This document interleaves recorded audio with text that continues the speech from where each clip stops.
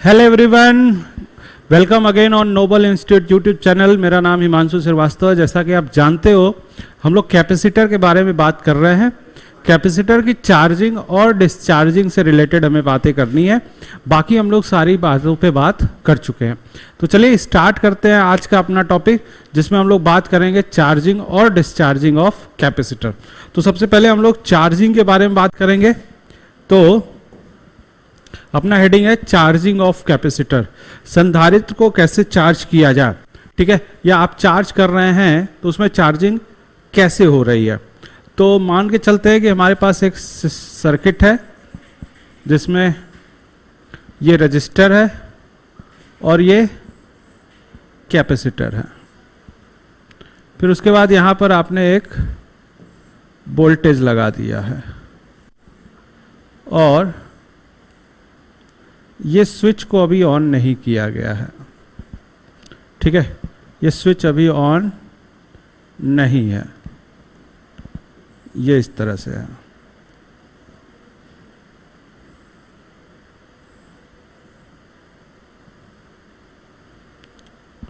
ये कैपेसिटर है, ये रजिस्टर है, ये वोल्टेज हो गया और ये स्विच है।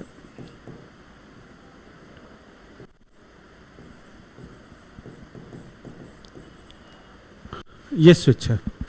अब देखिए, ये हमारे पास इस तरह से कंडीशन है।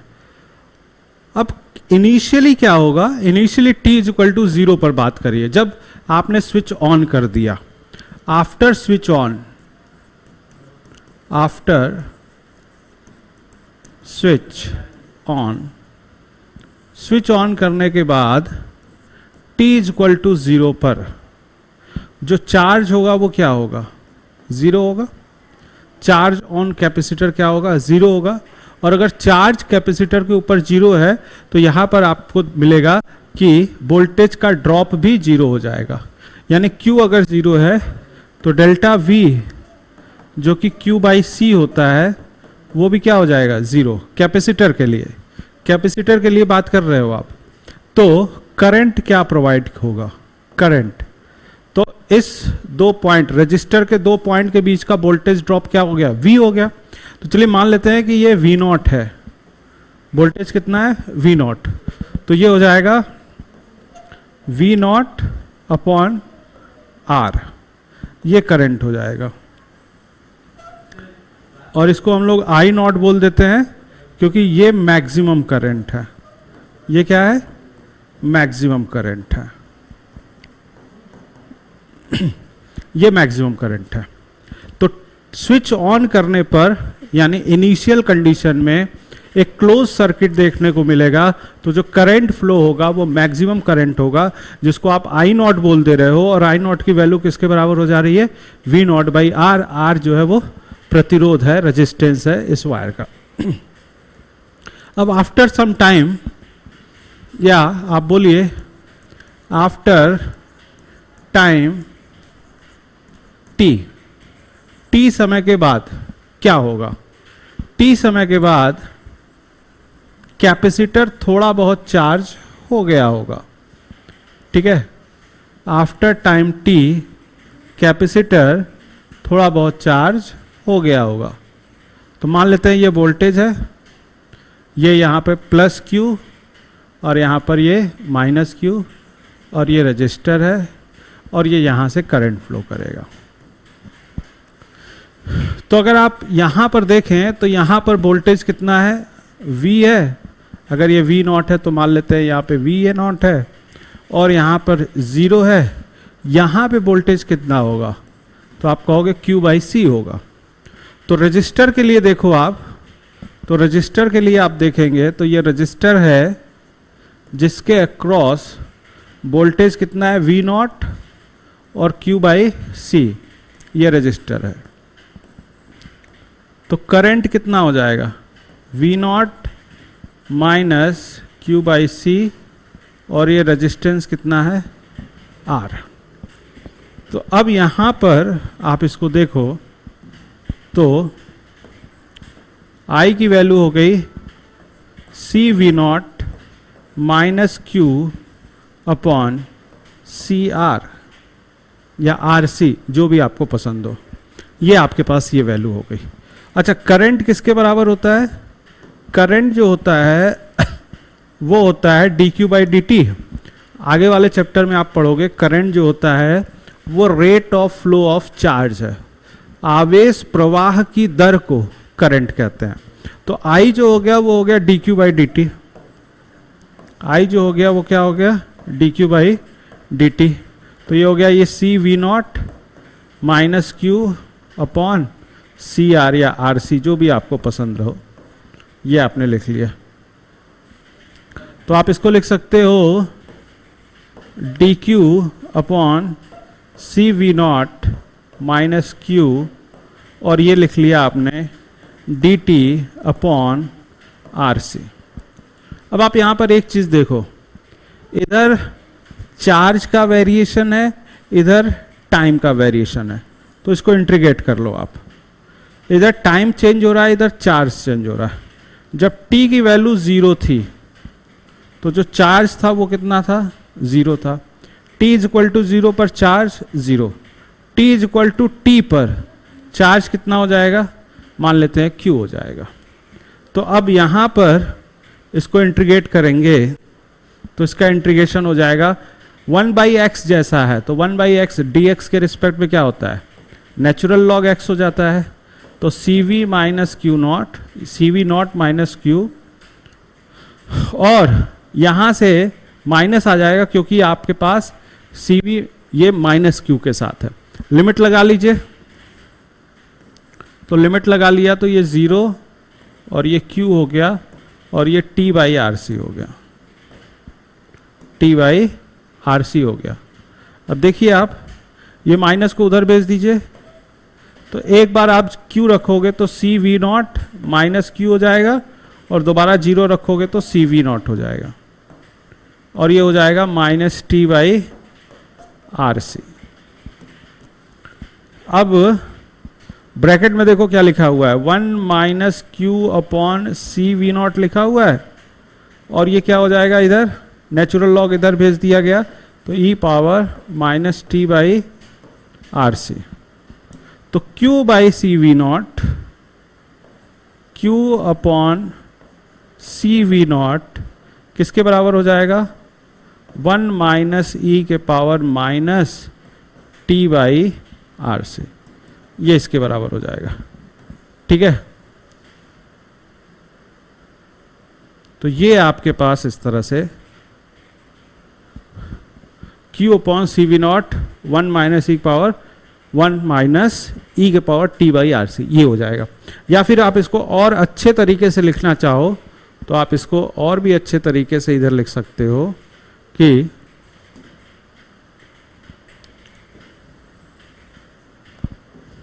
सी वी नॉट को इधर भेज दो आप।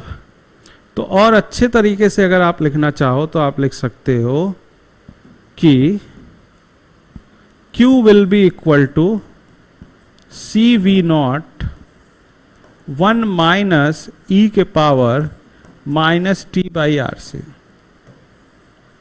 ये हो जाएगा Q बराबर। ठीक है, अब आप देखो ये आपके पास जनरल एक्सप्रेशन हो गया।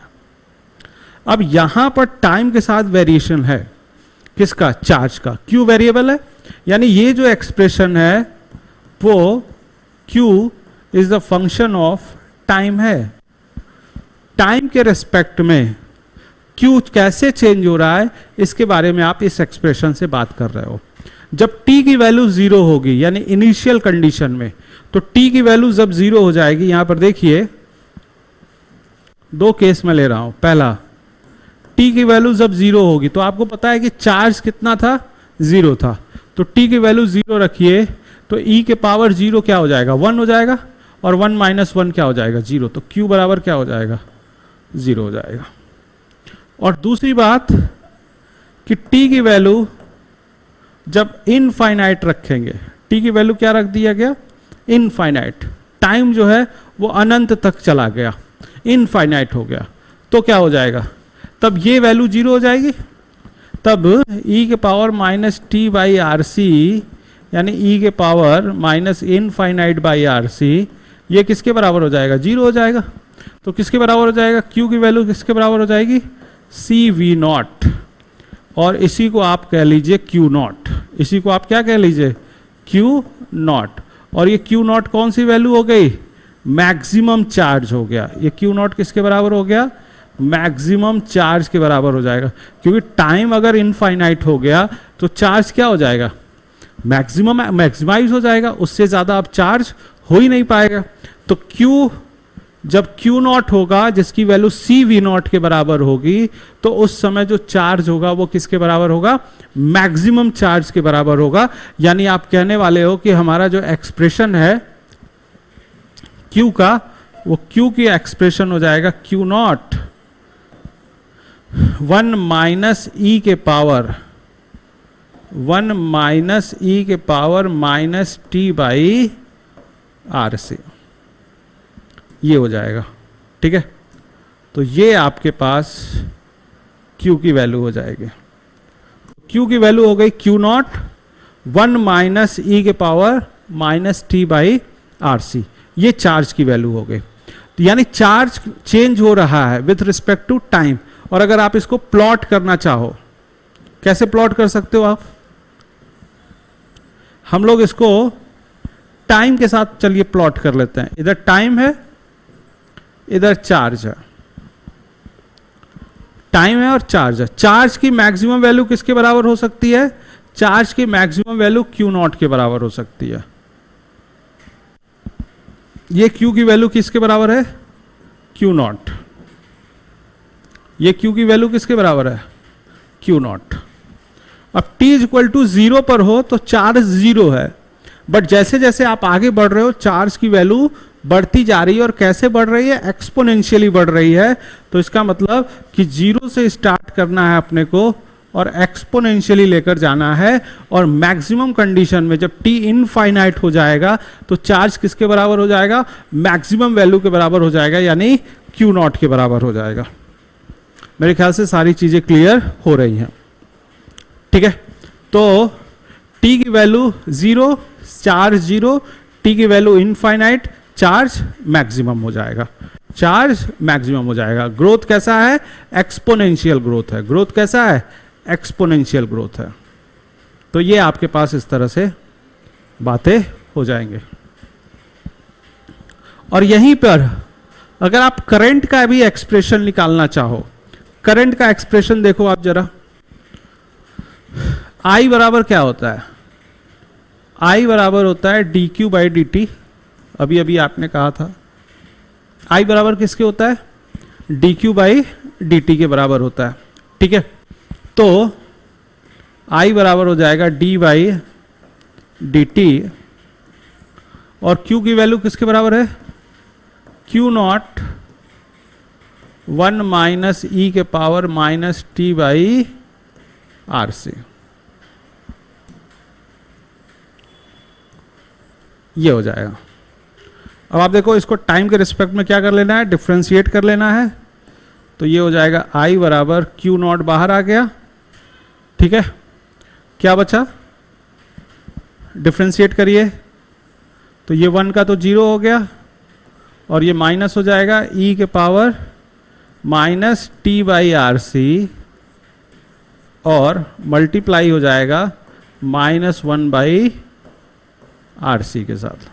ठीक है, तो अब ये हो जाएगा Q naught by R C, और माइनस माइनस प्लस हो गया, e के power minus T by R C, ये I की वैल्यू हो गई। अब Q नॉट किसके बराबर है, Q नॉट देखिए किसके बराबर है, Q नॉट है सी वी नॉट के बराबर। Q नॉट किसके बराबर है, सी वी नॉट के बराबर है। ठीक है, तो Q नॉट के बदले में आपने लिख लिया c we naught upon R C, और e के power minus T by R C. अब सी चला गया तो I की वैल्यू क्या हो गई, V naught by R, E के power T by R C. और वी नॉट बाई आर किसके बराबर है, देखो आप, V naught by R I naught के बराबर है, यानी मैक्सिमम करंट के बराबर है। तो ये आपने लिख लिया I is the I naught ई के power T by R C. तो ये आपके पास करंट का रिलेशन हो गया विथ रिस्पेक्ट टू टाइम। यानी इसमें आप बोल रहे हो करंट कैसे टाइम के साथ चेंज हो रहा है, मतलब I is the function of time, current time के साथ कैसे बदल रहा है उसके बारे में आपने यहां पे बात कर लिया। ठीक है, तो आपके सर्किट में चार्ज का टाइम के साथ वेरिएशन और करंट का टाइम के साथ वेरिएशन आपको पता होना चाहिए। डायरेक्टली फॉर्मूला भी अगर आपको पता है तो बहुत अच्छी बात है, क्योंकि छोटे छोटे एग्जाम में आपसे डायरेक्टली फॉर्मूले पे ही क्वेश्चन पूछ लिया जाएगा। और अगर इसको प्लॉट करना चाहें आप, अगर इसको हम लोग प्लॉट करना चाहें, अगर हम लोग इसको प्लॉट करना चाहें, इधर करंट कर लीजिए और इधर टाइम कर लीजिए। अब टाइम की वैल्यू 0 अगर होगी तो करंट की वैल्यू किसके बराबर होगी? मैक्सिमम के बराबर होगी। यानी आई की वैल्यू आई नॉट हो जाएगी यहां पर, जब टाइम कितना होगा? 0। और जैसे जैसे टाइम बीतेगा करंट कम होता जाएगा और चार्ज बढ़ता जाएगा, करंट कम होता जाएगा और चार्ज बढ़ता जाएगा। तो करंट कम हो रहा है, और कैसे कम हो रहा है? एक्सपोनेंशियली। और जब टी की वैल्यू इनफाइनाइट हो जाएगी, कैपेसिटर फुल्ली चार्ज हो जाएगा, तो वोल्टेज का ड्रॉप वहां पे क्या हो जाएगा? वोल्टेज का ड्रॉप वहां पे इनफाइनाइट जैसा आपको नजर आएगा। वोल्टेज देखो, अब अगर यहां पे कैपेसिटर फुल्ली चार्ज है, फुल्ली चार्ज है, तो करंट फ्लो ही नहीं करेगा। करंट फ्लो नहीं करेगा तो यहां पर ओपन सर्किट हो जाएगा। तो जब ओपन सर्किट हो गया, तो ओपन सर्किट हो गया, इसका मतलब ये हो गया कि ये वैल्यू अब आप डिक्रीज करा रहे हो।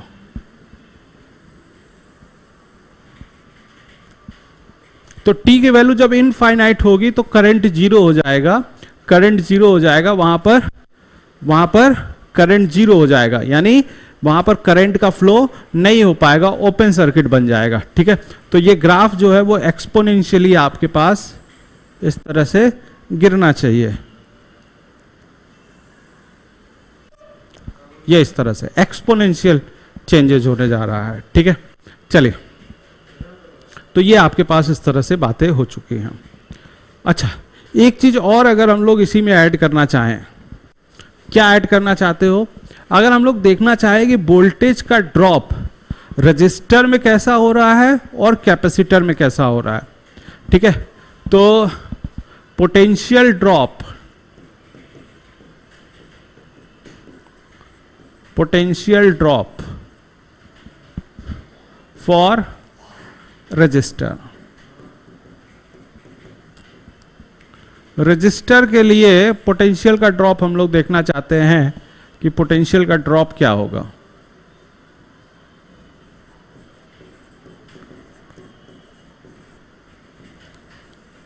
रजिस्टर के लिए, तो यानी ये आपके पास रेजिस्टेंस है, ठीक है, और यहां पे जो डेल्टा वी होगा वो किसके बराबर होगा? आई आर के बराबर होगा। और आई किसके बराबर है?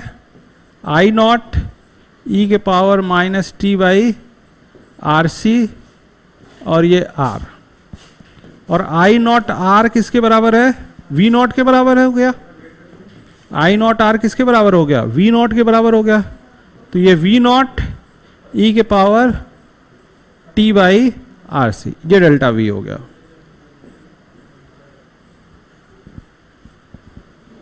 ये डेल्टा वी हो गया। यानी अगर हम लोग इसके लिए टाइम के साथ प्लॉट करें तो ये डिक्रीज करता जाएगा, और t इक्वल टू 0 पर डेल्टा v की वैल्यू किसके बराबर थी?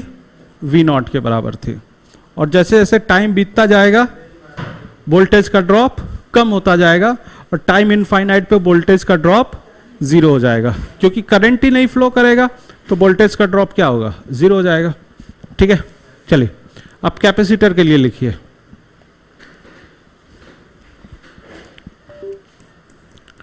पोटेंशियल ड्रॉप फॉर कैपेसिटर,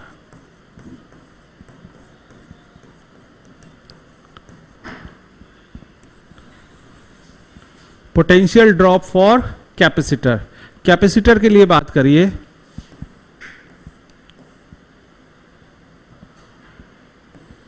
तो कैपेसिटर के लिए अगर आप बात करेंगे तो यहां पर 0 है और यहां पर Q बाई सी है, ये प्लस और ये माइनस, तो डेल्टा V किसके बराबर हो जाएगा? Q बाई सी के बराबर हो जाएगा। और तो 1 बाई सी, Q की जगह आपने क्या लिख लिया? Q नॉट, और Q नॉट के बाद क्या हो गया? 1 माइनस ई के power minus T by R C. तो अब ये क्या हो गया? Q नॉट बाई सी, और Q नॉट किसके बराबर था? सी वी नॉट के बराबर था, और ये हो गया 1 माइनस ई के power minus T by are c. C c गायब हो गया, तो डेल्टा V बराबर हो गया V नॉट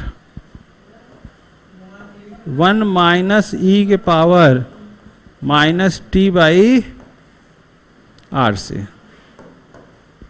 ये डेल्टा V हो गया, ये डेल्टा V हो गया। तो डेल्टा V किसके बराबर हो गया?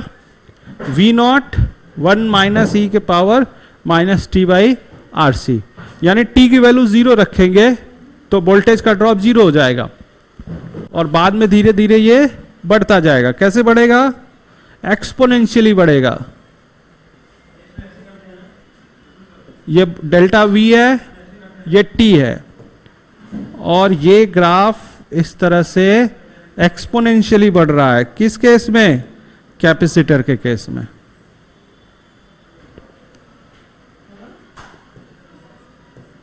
डेल्टा V किसके बराबर है? V नॉट के बराबर है। तो ये आपने इस तरह से यहां पर पोटेंशियल का ड्रॉप कैपेसिटर के लिए भी देख लिया, और किसके लिए देख लिया? रजिस्टर के लिए भी देख लिया। हमारे सर्किट में कैपेसिटर और रजिस्टर दो ही बात हो रही थी, तो यहां पर आपने दोनों के लिए बातें कर ली। रजिस्टर में भी कितना पोटेंशियल ड्रॉप हो रहा है, कैपेसिटर में भी कितना पोटेंशियल ड्रॉप हो रहा है, करंट कैसे वेरी कर रहा है, और चार्ज कैसे वेरी कर रहा है, ये सारी बातें आपने यहां पर देख ली है। एक और बात मैं यहां पे ऐड करना चाहूंगा, जिसको हम लोग बोलते हैं टाइम कांस्टेंट। क्या बोलते हैं? Time constant. टाइम कांस्टेंट, इसको टाउ से रिप्रेजेंट करते हैं। बहुत ही छोटा सा कॉन्सेप्ट है, इसको समझ लो आप जरा। टाइम कांस्टेंट क्या? Q के बारे में जब हम लोग बात करते हैं तो Q नॉट 1 माइनस ई के power T by are C है। हमें पता है कि E के पावर जो होगा, जो कुछ भी होगा, वो डायमेंशनलेस होगा। E के पावर जो कुछ भी होगा वो क्या होगा? डायमेंशनलेस होगा। अगर E के पावर जो कुछ भी है वो अगर डायमेंशनलेस है, तो इसका मतलब T बाई आर सी का कोई भी डायमेंशन नहीं है। तो यानी आर सी का भी जो डायमेंशंस किसके बराबर होगा? T के बराबर, यानी टाइम के बराबर होगा। तो आर सी का जो यूनिट है वो क्या होता है? वो टाइम के बराबर होता है, इसलिए आर सी को हम लोग टाइम कांस्टेंट बोलते हैं। तो आर सी क्या कहलाता है? Time constant. तो टाइम कांस्टेंट जो है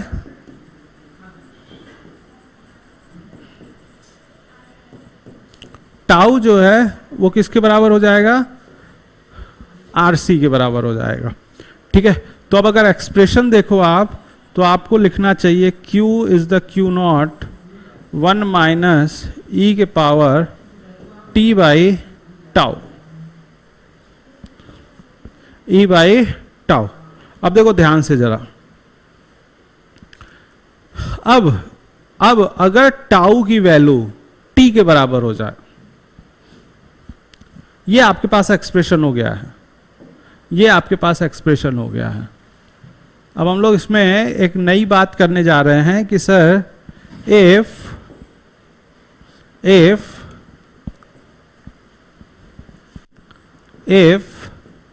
टाइम जो है वो टाइम कांस्टेंट के बराबर हो जाए, इफ टाइम किसके बराबर हो जाए, टाइम कांस्टेंट के बराबर हो जाए, तो Q की वैल्यू किसके बराबर हो जाएगी, Q नॉट 1 माइनस ई के पावर -1,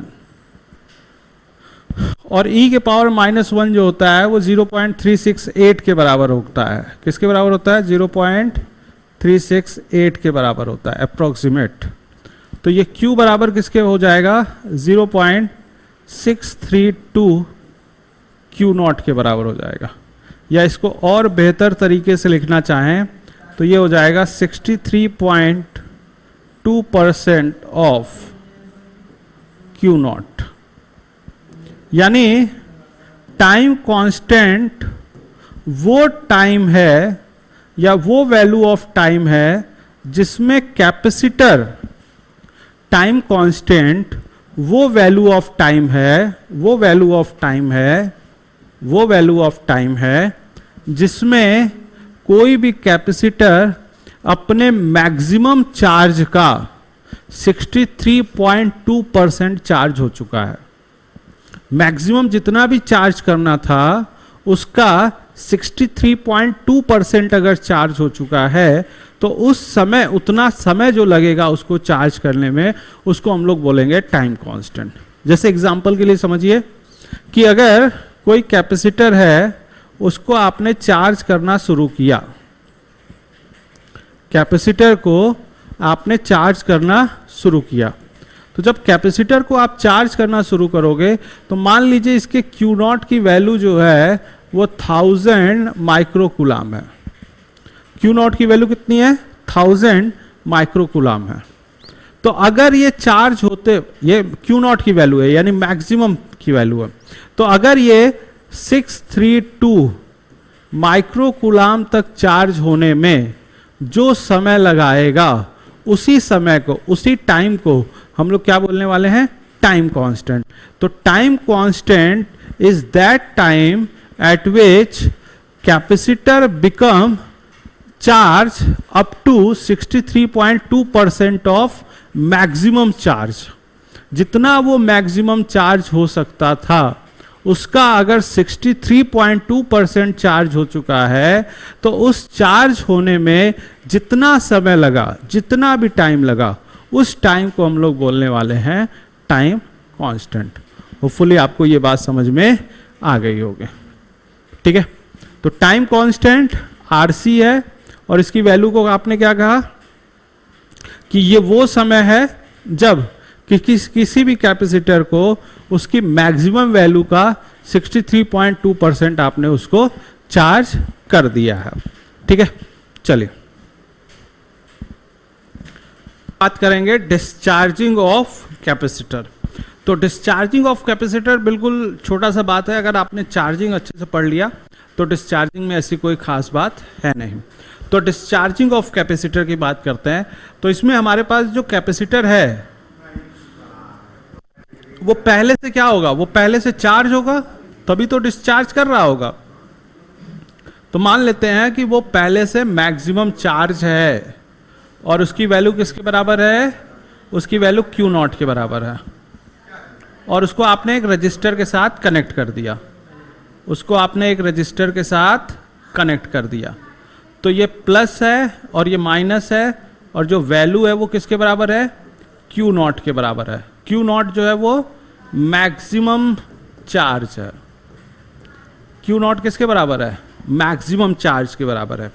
तो अब देखो आप जरा कि डिस्चार्जिंग में आपने उसको कैपेसिटर से कनेक्ट कर दिया है, तो at t is equal to 0 यानी इनिशियल कंडीशन पर यहां पर वोल्टेज कितना होगा, Q नॉट बाई सी होगा, और यहां पर वोल्टेज कितना होगा, 0 होगा।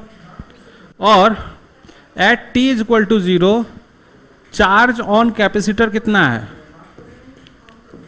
चार्ज ऑन कैपेसिटर कितना है, Q नॉट है, और Q नॉट क्या है, मैक्सिमम वैल्यू है। Q नॉट क्या है, मैक्सिमम वैल्यू है। और इस समय कोई भी करंट फ्लो नहीं करेगा। जैसे ही आपने कनेक्ट किया उस समय t इक्वल टू 0 पर कोई भी करंट फ्लो नहीं कर रहा है, ठीक है ना। तो t इक्वल टू 0 पर मान के चलते हैं, t इक्वल टू 0 पर करंट की बात अच्छा नहीं करेंगे क्योंकि t इक्वल टू 0 पर करंट फ्लो कर जाएगा ना। तो t इक्वल टू 0 पर नहीं बात कर रहे हैं, t इक्वल टू 0 पर तो करंट एक्चुअली मैक्सिमम होगा। तो जैसे ही आपने इसको कनेक्ट किया, जैसे ही आपने कनेक्ट किया आफ्टर सम टाइम, तो t इक्वल टू 0 पर यहां पर देख रहे हैं, यहां पर इसके अक्रॉस वोल्टेज है। तो चलो देख लो, अच्छा t इक्वल टू 0 पर ही देख लो। तो अगर ये रजिस्टर है, t इक्वल टू 0 पर बात कर रहे हैं, तो यहां पे क्या है, Q नॉट बाई सी है, यहां पर 0 है और यहां पर ये R है। तो यहां पर करंट क्या हो जाएगा, Q naught by C minus 0 by R। तो I बराबर हो जाएगा Q naught by R C, जो कि हम लोग I नॉट बोलने जा रहे हैं क्योंकि ये मैक्सिमम वैल्यू है, क्योंकि ये मैक्सिमम वैल्यू है। क्यों मैक्सिमम वैल्यू है, क्योंकि भाई आफ्टर सम टाइम जब ये डिस्चार्ज होगा तो Q की वैल्यू घटती जाएगी, और Q अगर डिक्रीज हो रहा है तो I भी क्या हो जाएगा, डिक्रीजिंग होगा। तो Q डिक्रीज होगा तो I भी क्या होगा, डिक्रीज हो जाएगा। इसलिए आप इसको बोलने वाले हो कि ये मैक्सिमम करंट है, ठीक है। After some time, after time t, after time t क्या होगा, अब आपका कैपेसिटर डिस्चार्ज हो रहा है तो यहां पे प्लस और माइनस होगा, अब बट इस बार Q हो जाएगा, Q हो जाएगा। क्यों Q हो जाएगा, क्यों Q हो जाएगा, क्योंकि अब चार्ज जो है वो धीरे धीरे डिक्रीज कर रहा है। तो यहां पर पोटेंशियल आ गया Q बाई सी, यहां पर पोटेंशियल आ गया 0। तो अब जो करंट फ्लो कर जाएगा वो हो जाएगा Q by C minus 0 by R, यानी अब जो करंट हो जाएगा वो हो जाएगा Q by C R. But ये I नॉट नहीं है, मैक्सिमम करंट नहीं है। अब हमें पता है कि करंट जो है वो डिक्रीज कर रहा है, तो I की वैल्यू हमें लिखना चाहिए minus D Q by T. I की वैल्यू क्या लिखना चाहिए, minus D Q by T. C R लिखो या आर सी लिखो, एक ही बात है। तो ये हो गया Q बाई आर सी। अब हम लोगों ने क्या किया, Q को इधर भेज दिया, तो माइनस, अच्छा माइनस क्यों लिखा, समझ में आ रही बात, क्योंकि करंट डिक्रीजिंग है, करंट डिक्रीज कर रहा है तो इसलिए माइनस लगा दिया आपने ना, चार्ज के रिस्पेक्ट में ये इस तरह से। तो ये हो जाएगा D T by R C. अब आप देखो, इधर चार्ज का वेरिएशन है और इधर टाइम का वेरिएशन है। तो टाइम जब 0 था तो चार्ज कितना था, Q नॉट था। टाइम जब 0 था तो चार्ज की वैल्यू मैक्सिमम थी और वो किसके बराबर थी, T नॉट के, Q नॉट के बराबर थी। T समय के बाद चार्ज क्या हो जाएगा, यही निकालना है। तो ये क्या हो जाएगा, ये हो जाएगा माइनस नेचुरल लॉग, यहाँ पर Q लिख लिया आपने, minus natural log Q upon Q not हो जाएगा, और ये हो जाएगा T बाई आर सी। और अब आप इसको देख पा रहे होंगे कि ये हो जाएगा, माइनस को इधर भेज दिया तो minus T by are C हो गया, और Q बाई Q नॉट के लिए सॉल्व कर लिया तो ये हो जाएगा e के power minus T by are C, या Q बराबर Q नॉट e के power minus T by R C. ये आपके पास वेरिएशन हो जाएगा किसका, चार्ज का, किसके रिस्पेक्ट में, टाइम के रिस्पेक्ट में। तो कैपेसिटर में चार्ज कैसे चेंज हो रहा है वो आपने यहां पे इस तरह से लिख लिया है, ठीक है। बट अगर यहीं पे अगर हम लोग बात करें कि करंट कैसे चेंज हो रहा है, करंट के बारे में देखो आप Q बराबर क्या लिख लिया, Q बराबर आपने लिख लिया Q नॉट e के power minus T by R C, ठीक है। अब Q के बदले में क्या लिख सकते हो आप, Q लिख लिया ये आपने, और I बराबर क्या होता है, I बराबर क्या होता है, डी क्यू बाई टी होता है। तो ये आपने लिख लिया D by D T Q not ई के power T by R C. तो ये हो जाएगा I is the Q not ई के power T by are C हो जाएगा, और इसको आपने कर लिया तो -1 बाई आर सी हो जाएगा। ये आपने सिंपल सा डिफ्रेंसिएशन कर लिया। अब I के बारे में बात करिए तो ये हो जाएगा q naught by are c minus sign के साथ, और ई के power minus T by R C. और q naught by are c, q naught by are c, q naught by are c को आपने आई नॉट कहा था, मैक्सिमम करंट कहा था। तो ये हो जाएगा आई की वैल्यू माइनस आई नॉट ई के पावर टी बाई आर से। तो ये हमारे पास करंट के बारे में बात हो गई, और साथ ही साथ किसके बारे में बात हो गई? पोटेंशियल ड्रॉप के बारे में बात हो गई। ठीक है, अच्छा एक चीज और गौर करना ये है कि यहाँ पे हमें माइनस लगाना पड़ेगा, minus D Q by D T होगा ना, तो ये माइनस हो जाएगा, तो ये माइनस माइनस प्लस हो जाएगा, तो ये प्लस आपने कर लिया। अच्छा, अगर ग्राफ प्लॉट करें, ग्राफ प्लॉट करें चार्ज के साथ और करंट के साथ, करंट चार्ज इधर टाइम, तो दोनों का ग्राफ एक जैसा ही होगा, दोनों का ग्राफ एक जैसा ही होगा, क्योंकि दोनों का एक्सप्रेशन देखो आप कैसा है, एक जैसा ही है। तो यहां पर आई नॉट है, यहां पर क्यू नॉट है। ठीक है, क्योंकि आपके पास वेरिएशन इस तरह से है। तो चार्जिंग के समय और डिस्चार्जिंग के समय थोड़ा सा अंतर है। ठीक है, ये आपके पास एक्सप्रेशन हो चुका है चार्ज का और करंट का। होपफुली आपको ये सारी वीडियो आपको क्लियर हो गई होंगी। तो इसी तरह के और वीडियो के लिए हमारे चैनल के साथ बने रहिए, हमारे चैनल को सब्सक्राइब कर लीजिए, वीडियो को लाइक और शेयर करते रहिए। Thank you very much, have a nice day, thank you.